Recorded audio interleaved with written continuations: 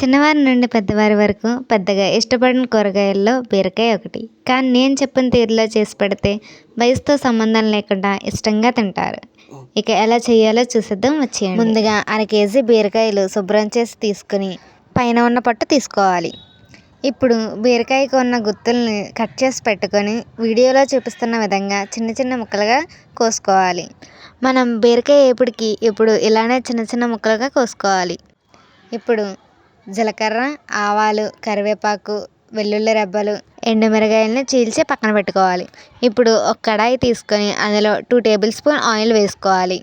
Oil కొంచెం వేడెక్కాక వెల్లుల్లి రెబ్బలు వేసుకోవాలి. ఈ వెల్లుల్లి రెబ్బల్ని గోల్డెన్ బ్రౌన్ షేడ్ వచ్చేంత వరకు వేగనివ్వాలి. ఇప్పుడు ఇందులో 1 స్పూన్ జీలకర్ర, 1 స్పూన్ ఆవాలు వేసుకొని బాగా కలుపుకోవాలి.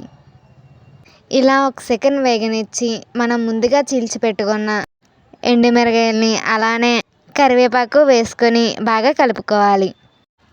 ఇప్పుడు ముందుగా కట్ చేసి పెట్టుకున్న బీరకాయ ముక్కల్ని వేసుకొని బాగా కలుపుకోవాలి.